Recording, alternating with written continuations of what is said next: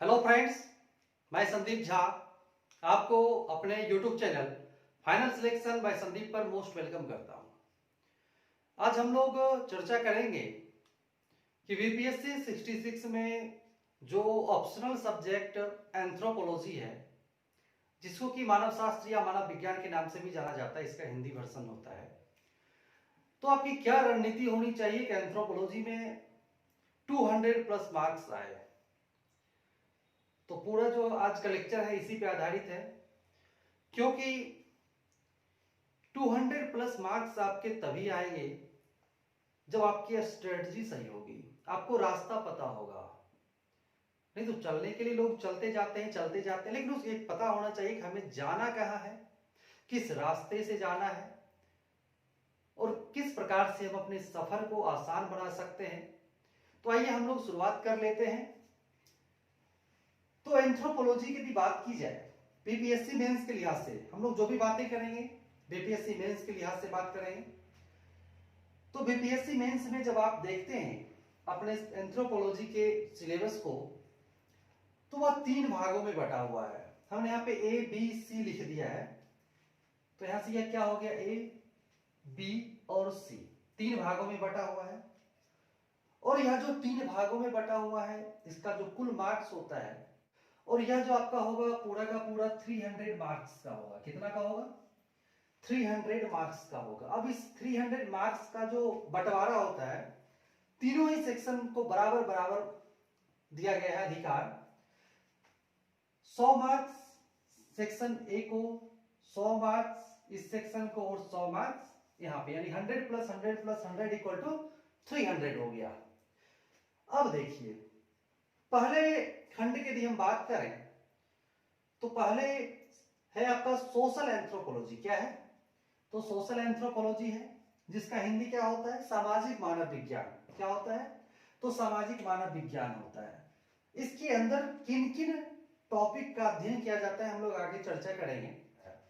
क्या पढ़ना है यह ज्यादा महत्वपूर्ण होता है, लेकिन इससे भी कहीं अधिक यह महत्वपूर्ण होता है कि क्या नहीं पढ़ना है। तो क्या नहीं पढ़ना, इस पर हम लोग चर्चा करते हैं। तो दूसरे सेक्शन से भी आपको दिख रहा होगा कि 2 भागों में इसको बांट के रखा गया है ना? एक इधर है और एक इधर गया है। यहीं पे है कि क्या पढ़ना है और क्या नहीं पढ़ना है। तो पढ़ना है हम लोगों को फिजिकल एंथ्रोपोलॉजी। क्या करना है? फिजिकल एंथ्रोपोलॉजी, अर्थात शारीरिक मानव विज्ञान को अच्छे तरीके से करना है। इसी के अंतर्गत आपको एक सेक्शन और दिखेगा जिसके अंतर्गत मानव शास्त्र के अध्ययन की विधियों की चर्चा की जाती है। तो इसको बिल्कुल ही नहीं पढ़ना है। क्या करना है? इसको बिल्कुल ही नहीं पढ़ना है। या बीपीएससी मेंस के लिहाज से कहा जाए तो यदि आप यह पढ़ के इस सेक्शंस को लिखते हैं तो आपके लिए मेंस का आंसर राइटिंग करना और ना करना दोनों ही बराबर होगा। ठीक है? क्योंकि इस सेक्शन से जो मार्क्स मिलते हैं और इस सेक्शन से जो मार्क्स मिलते हैं, इसको यदि तुलनात्मक रूप से देखा जाए तो जहां फिजिकल एंथ्रोपोलॉजी अर्थात शारीरिक मानव विज्ञान में जो 100 मार्क्स का होता है ना, 100 मार्क्स के क्वेश्चंस पूछे जाते हैं, तो इस 100 में से आप यदि इस सेक्शन को बहुत ही मजबूत कर लेते हैं, फिजिकल एंथ्रोपोलॉजी का बहुत ही मजबूत कर लेते हैं, तो आप इस 100 में से 90 मार्क्स तक ला सकते हैं। हो सकता है कि आप इससे अधिक भी मार्क्स ले आए, 90 प्लस। और यदि आप मानव शास्त्र के अध्ययन की विधि वाले प्रश्नों को लिखेंगे तो यहाँ पे जनरल मार्किंग होती है, तो वही 50-60 नंबर आ जाए तो बहुत ज्यादा हो जाता है। ठीक है? तो इसलिए इस सेक्शन को बिल्कुल ही क्या कर देना है, हानिकारक मानना है, क्या बहुत ही हानिकारक है। यदि आप इस हानिकारक चीजों को अपनाएंगे तो आपका क्या होगा, आपको समझदार है। ठीक है? तो इसको नहीं पढ़ना है। पढ़ना है, इसको देखना तक नहीं है, छूना तक नहीं है। ठीक है? तो इसको हम लोग हटा दिए। अब क्या हो गया? पहला हो गया आपका सामाजिक मानव विज्ञान, दूसरा क्या हो गया, शारीरिक मानव विज्ञान। तो 100 मार्क्स यहां से हो गए, 100 मार्क्स यहां से हो गए, 200 मार्क्स आपका कंप्लीट हो गया। क्वेश्चंस जो पूछे जाते हैं वह 2 क्वेश्चन यहां से, 2 क्वेश्चन यहां से, 2 क्वेश्चन यहां से। यदि आप लॉन्ग लिखेंगे तो 2-2 लिखना होगा। यदि आप शॉर्ट क्वेश्चन को लिखेंगे तो एक के अंदर में 4 छोटे छोटे प्रश्न दे दिए जाते हैं। अब बच कितना गया है? तो 100 मार्क्स और बच गया है। तो वो कहां से उसकी पूर्ति होगी? तो आपको मिलेगा तीसरे फेज में, अर्थात इंडियन एंथ्रोपोलॉजी में। इसका हिंदी क्या हो गया? भारतीय मानव विज्ञान। यहां से आपका जो अगला जो 100 मार्क्स बचा हुआ था वो यहां से कंप्लीट हो गया। तो यहां तक आपको क्या पता चला कि क्या पढ़ना है और क्या नहीं पढ़ना, क्या क्या नहीं देखना है। तो इसको तो बिल्कुल ही इसको क्या करना है कि हटा देना है, भूल जाना है कि क्या होता है, इसके फिरकी में बिल्कुल ही नहीं आना है। अब हम लोग देख लेते हैं कि सामाजिक मानव विज्ञान के अंतर्गत किन किन पहलुओं का अध्ययन करना है। तो सबसे पहले तो आपने शुरुआत क्या किया है? तो मानव विज्ञान का, मानव विज्ञान को पढ़ने का शुरुआत किया है। हो सकता है कुछ लोग पहली बार इस सब्जेक्ट को देखें, कुछ लोग दूसरी बार, कुछ लोग तीसरी बार, लेकिन हम यह मान के चलेंगे कि हम लोग पहली बार इन चीजों से अवगत हो रहे हैं। तो उससे क्या होगा कि समझने में ज्यादा आसानी होगी और आप समझेंगे बेहतर तरीके से। तो यह मानकर चले कि पहली बार हम क्या कर रहे हैं, इसके बारे में जान रहे हैं, उत्सुकता अपने अंदर जगाइए। देखिए क्या है कि आपने सबसे पहले मानव विज्ञान को पढ़ना शुरू किया तो आपको क्या पता होना चाहिए? तो मानव विज्ञान का क्या अर्थ है यह पता होना चाहिए। मानव विज्ञान क्या होता है? यह मानवों का समग्र अध्ययन करता है, सभी पहलुओं का अध्ययन करता है, यह बातें आपको पता होनी चाहिए। फिर इसका कार्य क्षेत्र क्या है, और जब कार्य क्षेत्र होगा, अलग अलग क्षेत्रों का अध्ययन करेगा तो उसके लिए अलग अलग शाखाओं का भी विकास हुआ है। तो इन चीजों को क्या करना है, सबसे पहले जानना है कि मानव विज्ञान क्या होता है, इसके कार्य क्षेत्र क्या है, और अलग अलग क्षेत्रों का जब अध्ययन करेगा तो उसके लिए अलग अलग शाखाओं का विकास होगा। तो इन बातों को जानना है। जब आप यह जान लेते हैं तो आप में क्या होगा कि मानव विज्ञान के बारे में आपके पास एक अच्छी जानकारी तो नहीं कहा जा सकता है, लेकिन बेसिक जानकारी हो जाएगी। आपको पता हो जाएगा कि मानव विज्ञान के अंतर्गत आखिरकार क्या पढ़ना है। तो मानवों का समग्र अध्ययन, और समग्र अध्ययन कैसे होगा आगे जब आप देखेंगे तो आपको खुद ब खुद समझ में आ जाएगा कि किस प्रकार से मानव का समग्र अध्ययन करता है। तो आपका पहला ये हो गया। दूसरा क्या है कि समाज का अध्ययन करना होता है। देखिए मानव क्या है कि मानव एक सामाजिक प्राणी है। यह हम लोगों को बचपन से ही सिखाया जाता है। बच्चे, आपको लगता है कि क्लास 2-3 में भी बच्चों को पता होता है कि मानव क्या है? तो मानव एक सामाजिक प्राणी है। समाज के बिना मानव का कोई अस्तित्व नहीं है। तो आपको क्या करना होगा, समाज के बारे में इसमें जानना होगा। और जहां तक मेरी बात है तो मैं यह मान के चलता हूं कि सभी मानव को समाज के बारे में पता होता है। बस क्या करना है कि उन बातों को लिखना किस प्रकार से है वह आपको सीखना है। सारी चीजें आपको पता है। अब क्या है, जब आप समाज का अध्ययन करेंगे तो समाज में आपको क्या देखने को मिलेगा? परिवार देखने को मिलेगा। तो अगला टॉपिक क्या पढ़ना होगा? परिवार के बारे में पढ़ना होगा।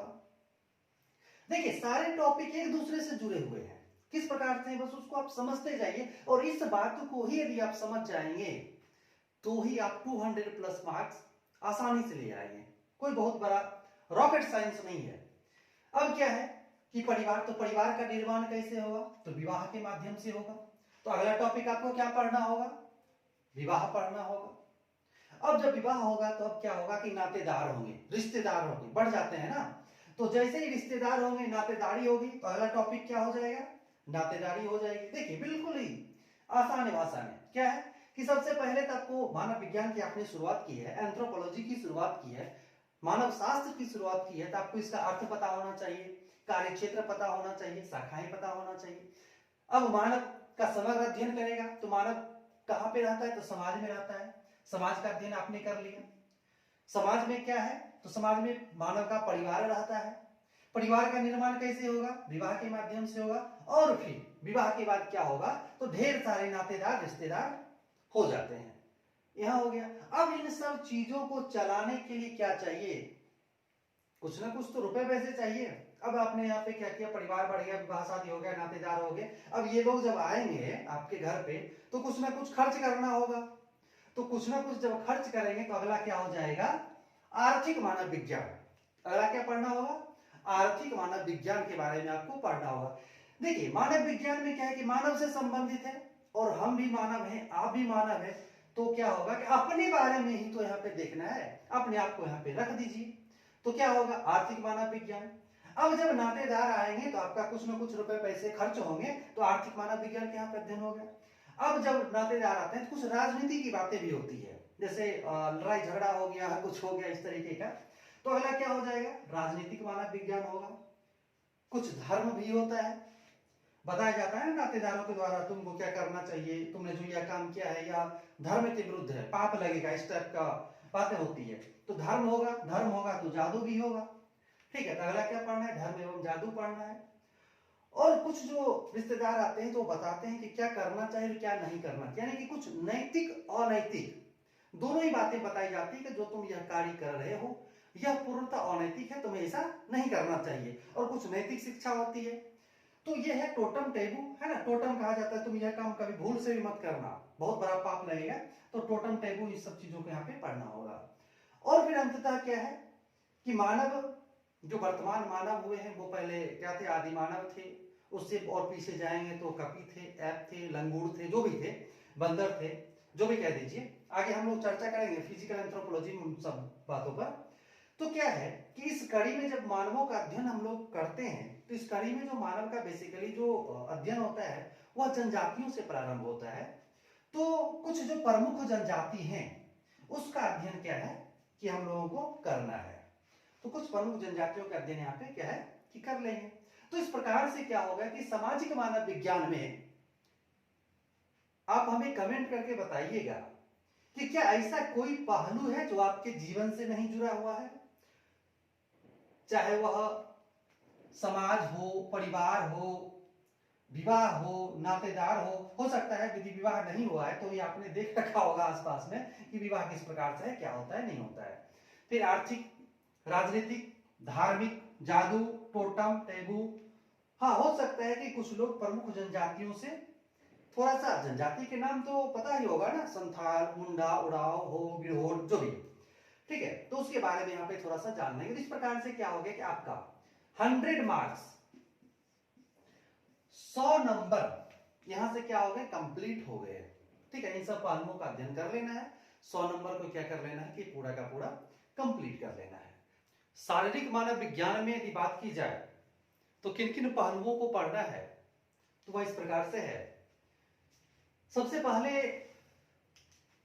जैव विकास के आधार का अध्ययन करना है। क्या करना है, जैव विकास के आधार का अध्ययन करना है, अर्थात फिजिकल एंथ्रोपोलॉजी।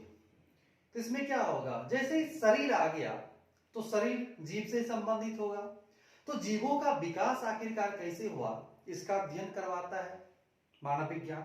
इसलिए तो कहा गया कि मानव विज्ञान में आप मानव का समग्र अध्ययन करते हैं। ऐसा कोई भी चीज नहीं है जिसके बारे में आप मानव विज्ञान में नहीं पढ़ेंगे, चाहे वो सामाजिक हो, सांस्कृतिक हो, जैविक हो, राजनीतिक हो, आर्थिक हो।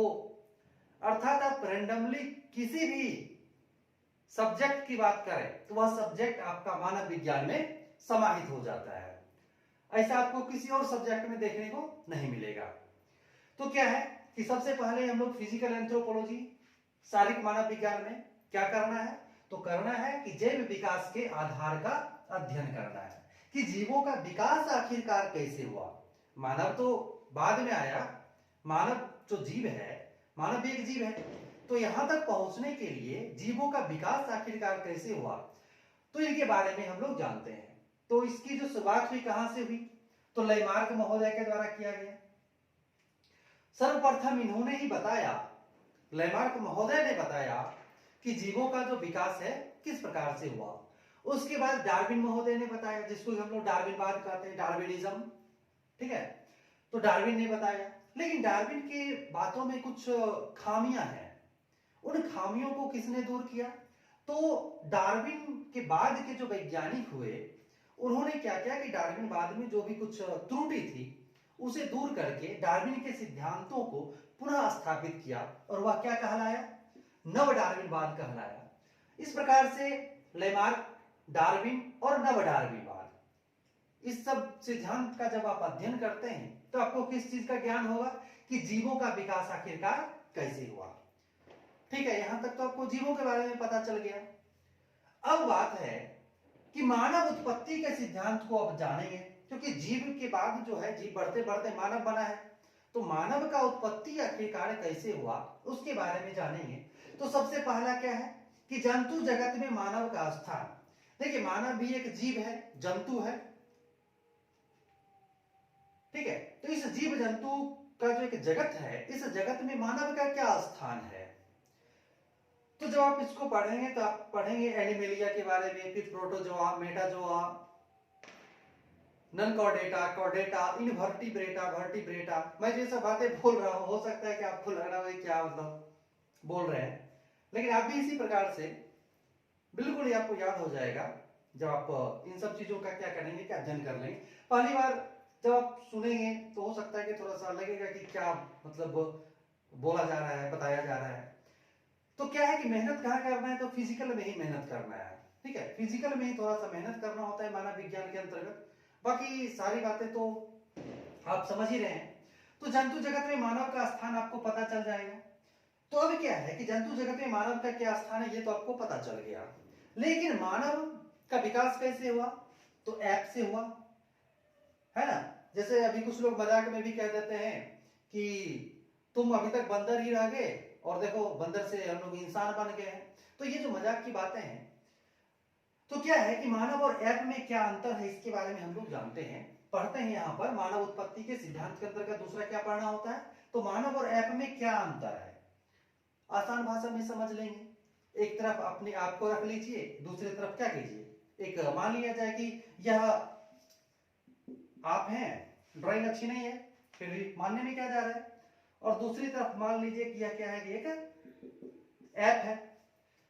दोनों को रख के यहाँ पे देख लीजिए, मस्तिष्क से शुरू करना है, ठीक है, मस्तिष्क से शुरू करना है, क्या क्या अंतर है, और आते आते यहाँ तक पैर तक आके खत्म कर देना, हो गया।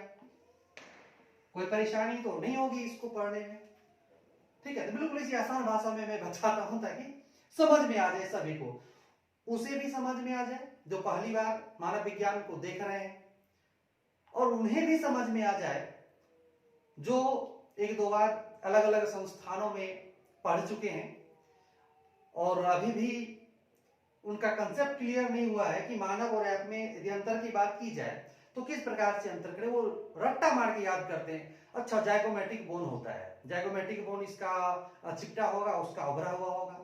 लंबर कर्व, अच्छा मानव में लंबर कर्व क्या होगा कि टेढ़ा होगा, नहीं सीधा होगा। अब इस कंफ्यूजन को होती है क्योंकि वो रट्टा मारते हैं, तो रट्टा मार रहे हैं तो क्या होगा, यही होगा ना कि लंबर कर्व सीधा होता है, टेढ़ा होता है, अब कंफ्यूजन हो गया। लेकिन जब आप इस तरीके से करेंगे, ठीक है, ये इमेजिन करना है, मन में सोचना है कि अच्छा एक तरफ मैं हूं, एक तरफ जो है ऐप है। अब इस दोनों के बीच में क्या कर लेते हैं, डिफरेंस कर लेते हैं। आप अपना चेहरा याद कीजिए, अच्छा आपका चेहरा क्या है, नाक बाहर की ओर निकला हुआ है तो नुकीला है। अब ऐप का देखिएगा तो उसका नाक क्या होता है, चिपटा होता है, तो नाक चिपटा होता है, ठीक है। तो इस प्रकार से कर लेना है, यहां तक हो गया। अब क्या है कि हमारे जो पूर्वज थे, पूर्वज कहने का तात्पर्य हो गया, यही ऐप के बारे में हम लोग चर्चा करेंगे। तो हमारे जो पूर्वज थे उनके कुछ जीवाश्म अवशेष की प्राप्ति होती रहती है समय समय पर। तो जीवाश्म मानवों का भी अध्ययन हम लोग करते हैं कि आखिरकार जो वर्तमान में जो हम लोग मानव हैं, तो इस वर्तमान मानव तक पहुंचने की प्रक्रिया में हमारे पूर्वज किन किन प्रक्रिया से गुजरे थे। जैसा कि हम सभी लोग जानते हैं कि हमारे जो पूर्वज थे वो कहाँ रहते थे, पेड़ पर रहते थे। ड्रायोपिथिकस उनका नाम हुआ करता था, वो पेड़ पे रहते थे। फिर क्या हो गया कि वो लोग जमीन पे उतरे, फिर चलना शुरू किए, ठीक है, रामापिथिकस के रूप में आए, फिर होमो इरेक्टस के रूप में आके थोड़े थोड़े खड़ा होना सीखे। फिर नियंडरथल मानव आया जो कि मानव सम ही उसको माना जाता है, मानव के जैसा ही था। इस प्रकार से बढ़ते बढ़ते क्या है कि वर्तमान में जो हम लोग जो मानव हैं वो होमोसेपियंस हैं। क्या है, तो होमोसेपियंस है। इसका अध्ययन क्या है यहाँ पे करना होता है, अर्थात अपने बारे में जानते हैं कि हम जो वर्तमान में हैं, मेरी जो रूपरेखा जो है, इस तक पहुंचने के लिए हमारे पूर्वजों ने किन किन पड़ाव को पार किया। अब ऐसा नहीं है कि पिछले सप्ताह में जो ड्रायोपिथिकस थे वो पैर पे थे, अगले सप्ताह में वो आके जमीन पे चलने लगे, दौड़ने लगे, खड़ा हो गए, ऐसा कुछ नहीं है। हजारों हजारों लाखों लाखों वर्ष का क्या है कि परिणाम है, उसके उपरांत हम लोग आज इस प्रकार से 4G 5G के टेक्नोलॉजी में जी रहे हैं। इसके बाद हम लोग पढ़ते हैं मेंडल के सिद्धांत के बारे में। जैसा कि हम सभी लोग जानते हैं कि अनुवांशिक गुण क्या होता है कि एक मानव से दूसरे मानव में, एक जीव से दूसरे जीव में क्या होता है, हस्तांतरित होते रहता है, ठीक है। तो यह जो मेंडल के सिद्धांत के अंतर्गत, ये तो आप लोग को पता भी होगा, प्रीलिम्स के दौरान भी मेंडल के सिद्धांत के अंतर्गत मेंडल ने किस पौधे पर अपना रिसर्च किया था, तो मटर के पौधे पर किया था, बच्चा भी जानता है, ठीक है। तो यहाँ पे हम लोग इसी को क्या करना है, बृहद रूप से जानना है। अब क्या है कि प्रजाति के बारे में जानना है। तो प्रजाति क्या है कि मानव प्रजाति पर जो है ना अलग अलग रूप रंग जो होता है, कोई काले होते हैं, कोई गोरे होते हैं, कोई लंबे होते हैं, कोई नाटे होते हैं। तो ये सब क्यों होता है? क्योंकि सभी मानव तो होमोसेपियंस हैं, लेकिन फिर भी उनके बीच में, दो मानव के बीच में क्यों अंतर होता है, उसका क्या कारण होता है? जैसे क्या है कि आप लोग देखते के साथ कह देते हैं ये एकदम अंग्रेज है, ठीक है, क्योंकि गोरा गोरा दिखता है, भूरे भूरे बाल दिखते हैं। इसके पीछे रीजन क्या होता है? इसके पीछे जो कारण है वो पर्यावरणीय कारण होता है, क्योंकि वहां का पर्यावरण ऐसा होता है जिस कारण से वह मनुष्य अलग ढंग का दिखने लगता है। जैसे यदि बात करें पर्यावरण के प्रभाव का, तो पर्यावरण क्या होगा, या तो ठंडा होगा या गर्म होगा। अब ठंडे प्रदेश के लोग क्या होंगे, गोरे गोरे होंगे, और जो गर्म प्रदेश में रहेंगे वो कैसे दिखेंगे, तो काले काले दिखेंगे। तो पर्यावरण का प्रभाव क्या होता है कि प्रजातियों के ऊपर पड़ता है। इसके अतिरिक्त यदि बात की जाए तो दूसरा प्रभाव है आपका अनुवांशिक, अर्थात उसके अनुवांशिक गुण के कारण भी क्या होता है कि यदि काले पड़ जाती है या गोरे पड़ जाती हैं तो उसकी अगली जो पीढ़ी होगी अभी क्या हो जाएगी, गोरी ही होगी। इसके अतिरिक्त क्या होता है कि संस्कृति का भी प्रजाति पर बहुत ही अत्यधिक प्रभाव होता है कि कोई मनुष्य कैसा दिखेगा, उसका आचरण कैसा होगा, उसके विचार कैसे होंगे, यह किस पे आधारित होता है, तो संस्कृति पर आधारित होता है। यदि इसका एक उदाहरण देखें तो आप देखते होंगे कि जब भी यूपीएससी का रिजल्ट आता है तो उसमें बिहार, उत्तर प्रदेश, मध्य प्रदेश, राजस्थान, इन सब क्षेत्रों के जो स्टूडेंट्स होते हैं वही अत्यधिक मात्रा में होते हैं। इसके पीछे क्या कारण है? तो यहाँ की संस्कृति ही ऐसी है जो उन्हें उकसाता है कि तुम यूपीएससी निकालो, तुम बीपीएससी निकालो। जैसे कि आपने देखा होगा या सुना भी होगा, जब आप कोई काम कर रहे होते हैं या किसी को समझा रहे होते हैं तो सामने वाला क्या बोलता है, बड़का कलेक्टर हो गया हमको समझाएगा। तो इस तरीके के क्या है कि बोल बोल के उसको इतना मतलब बता दिया जाता है कि तुमको बनना है तो क्या बनना है, बीपीएससी निकालो, यूपीएससी निकालो, जीपीएससी निकालो, एमपीपीएससी निकालो, जो भी निकालो, लेकिन निकालो। तो संस्कृति क्या की प्रजाति का निर्धारण कर दी, ठीक है, ये एग्जाम्पल के रूप में बताया, बाकी आप लोग खुद समझदार हैं। अब क्या है कि इन प्रजातियों के वर्गीकरण का अध्ययन किया जाता है कि ठीक है जो प्रजाति है इसका वर्गीकरण आखिरकार कैसे किया जाएगा। तो इस पर अलग अलग मानव शास्त्रियों के द्वारा, रिजले महोदय के द्वारा, गुहा महोदय के द्वारा, बीएस गुहा उनका नाम है, तो अलग अलग मानव शास्त्रियों के द्वारा क्या किया गया कि प्रजातियों का वर्गीकरण किया गया। आंख के आधार पर किया गया, बाल के आधार पर किया गया, त्वचा के रंग है ना, कुछ लोग काले होते हैं, कुछ लोग गोरे होते हैं, कुछ पीले होते हैं, ठीक है। तो मंगोलॉयड, निग्रोइड, कॉकेसॉइड, इस प्रकार से हम लोग आगे जब पढ़ेंगे, जब सिलसिलेवार ढंग से बैचेज शुरू हो रही है 4 जनवरी से, तो उसमें हम लोग जब पढ़ेंगे तो सब चीजों के बारे में हम लोग क्या करेंगे, अच्छे तरीके से जानेंगे, ठीक है। तो इस प्रकार से क्या है कि शारीरिक मानव विज्ञान में हम लोग को क्या क्या पढ़ना है, उसके अंतर्गत क्या क्या होता है, मैंने आपको बताया, ठीक है। अब हम लोग बात करते हैं अगला पड़ाव जो तीसरा है भारतीय मानव विज्ञान की। भारतीय मानव विज्ञान की यदि बात की जाए तो भारतीय मानव विज्ञान में जो हम लोग पढ़ते हैं वह शुरुआत करते हैं प्राक इतिहास से। तो प्राक इतिहास के अंतर्गत क्या पढ़ना होगा, तो आप इसमें पढ़ेंगे पूर्व पाषाण काल के बारे में, मध्य पाषाण काल के बारे में, नव पाषाण काल के बारे में, सिंधु घाटी सभ्यता के बारे में, सोहन घाटी सभ्यता के बारे में, ठीक है। तो इन सब सभ्यताओं के बारे में आप कहां पढ़ेंगे, तो प्राक इतिहास में पढ़ेंगे। और क्या है कि जब आप नव पाषाण काल में आएंगे तो क्या होता है कि भाषाओं का विकास होने लगता है, और मानवों का जो भाषा का जो विकास हुआ मानवों में, यही विकास का सबसे अहम कारण है जो भी हम लोग आधुनिक युग में जो है 4G 5G, चाइना ने क्या किया 6G भी लॉन्च कर दिया है, ठीक है, ऐसा उसने बताया, पता नहीं 6G किया या नहीं किया, ठीक है। तो क्या है कि भाषा का विकास हुआ, तो जब भाषा का विकास होगा तो अब क्या पढ़ना होगा, भारतीय जनसंख्या में भाषाई तत्व कौन कौन से तत्व विद्यमान है भारतीय जनसंख्या के भाषाओं में, उसका अध्ययन यहाँ पे किया जाएगा। और जब भाषा का अध्ययन करेंगे, देखिए भाषा के अध्ययन से क्या होगा कि भाषाओं के विकास से क्या हुआ कि लोगों को अपनी बातों को प्रकट करने का सबसे सामान्य, सबसे साधारण और सबसे आसान तरीका मिल गया, जिसके माध्यम से अपनी बातों को वे दूसरे को क्या कह पाते थे, समझा पाते थे, और अभी भी वर्तमान में समझा पाते हैं। क्योंकि यदि भाषा का विकास नहीं हुआ होता तो आज मैं जो कह रहा हूं वो शायद नहीं कह रहा होता, और आप जो समझ पा रहे हैं शायद नहीं समझ पा रहे होते। ठीक है, तो भाषाओं का विकास सबसे अहम है, इसका अध्ययन करेंगे। अगला जो अध्ययन होगा वो क्या होगा कि सामाजिक व्यवस्था का अध्ययन होगा, कि भारतीय समाज की आखिरकार किन किन व्यवस्थाओं से भारतीय समाज बंधा हुआ है उसके बारे में पढ़ेंगे। तो जैसा कि आप सभी लोग जान रहे होंगे भारतीय सामाजिक व्यवस्था में क्या है कि वर्ण व्यवस्था है ना, जातिगत व्यवस्था, वर्ण व्यवस्था है। ठीक है, उसके बाद उम्र व्यवस्था।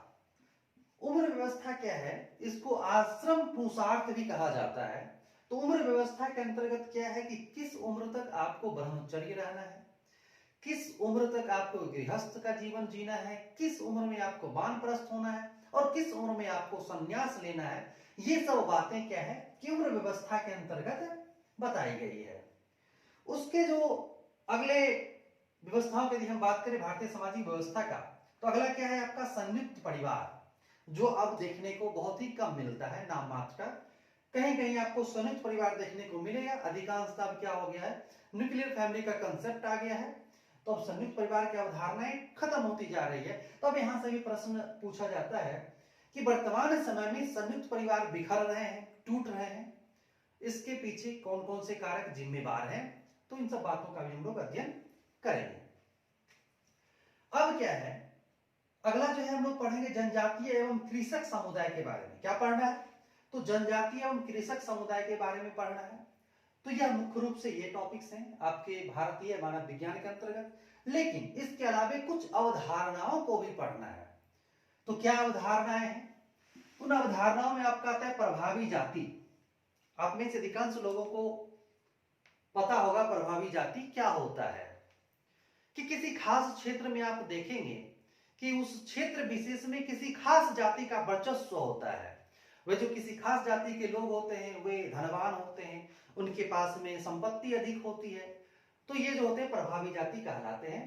तो इसे किस प्रकार से सजाना है, देखिए मानव विज्ञान एक ऐसा विषय है जिसमें आपको आधी बातें तो पता ही होगी, आधी बातें सीखनी है, और जो पता है वह और जो सीखे हैं उसे लिखना किस प्रकार से है, इस पे काम करना है। तो प्रभावी जाति के बारे में हो गया। उसके बाद क्या है कि महान एवं लघु परंपरा। कुछ परंपरा महान होते हैं, कुछ परंपरा लघु माने जाते हैं, तो ये क्या होते हैं इसको पढ़ना है। उसके बाद है प्रकृति मानव आत्मा सम्मिश्रण के बारे में जानना है। उसके बाद जो अगला अवधारणा है वह है आपका जनजाति जाति निरंतरता। देखिए क्या है कि जनजाति अपने आप को डेवलप करके, यानी कुछ अच्छी अच्छी बातों को अपना के जनजाति क्या हो गई, जाति में कन्वर्ट हो गए। ठीक है, इसको हम लोग पढ़ेंगे कि किस प्रकार से जनजातियों ने अपने आप को जाति में बदला। फिर है आपका पवित्र संकुल। तो पवित्र संकुल नाम से ही आपको लग गया होगा कि पवित्र जगह की बात की गई है, जैसे किसी मंदिर वाले स्थान को पवित्र संकुल के अंतर्गत में अध्ययन किया गया था। ठीक है, एलपी विद्यार्थी महोदय के द्वारा। तो उन्होंने पवित्र संकुल की अवधारणा कहां से प्रस्तुत की, तो गया से प्रस्तुत की। बोध गया, गया जो है बिहार में, वहां पे उन्होंने अध्ययन किया। उसके उपरांत उन्होंने देखा और बताया कि वह क्या है कि पवित्र संकुल है। अपवित्र संकुल क्या होता है, किस प्रकार से उन्होंने क्या अध्ययन किया था, वो हम लोग बाद में जानेंगे। यहाँ पे आप बस जान लीजिए कि किस प्रकार से 200 प्लस मार्क्स लाया जा सकता है, किन किन टॉपिक्स को, और कितनी सहजता से अध्ययन किया जा सकता है। अगला है आपका संस्कृतिकरण एवं पश्चिमीकरण। जो वर्तमान में हम लोग पश्चिमीकरण के होर में जी रहे हैं। ठीक है, पश्चिमीकरण, पश्चिम की जो भी चीजें हैं, सुख सुविधा विलासिता की चीजें, वह सभी लोगों को आकर्षित करती है, तो इसके बारे में अध्ययन करना है। और क्या है कि वर्तमान में यदि आप देखें तो आधुनिकता तो कोटि कोटि भर गया है, हर चीज में आधुनिकता नजर आती है। 2G 3G 4G 5G 6G तक पहुंच गया है, लेकिन इन सभी विकास ने यदि किसी को समस्या पहुंचाई है तो वह है जनजातीय समाज। तो जनजातीय समाज की क्या समस्याएं हैं, इसे भी क्या करना है हम लोगों को भारतीय मानव विज्ञान के अंतर्गत पढ़ना है। तो इस प्रकार से हम लोगों ने क्या देखा कि एंथ्रोपोलॉजी में किस प्रकार से सिस्टेमेटिक तरीके से एक से दूसरे को कड़ी में जोड़कर पढ़कर क्या किया जा सकता है कि एक अच्छा मार्क्स लाया जा सकता है। ठीक है फ्रेंड्स, तो मिलते हैं अगले लेक्चर में बहुत ही जल्द। तब तक के लिए जय हिंद, जय भारत।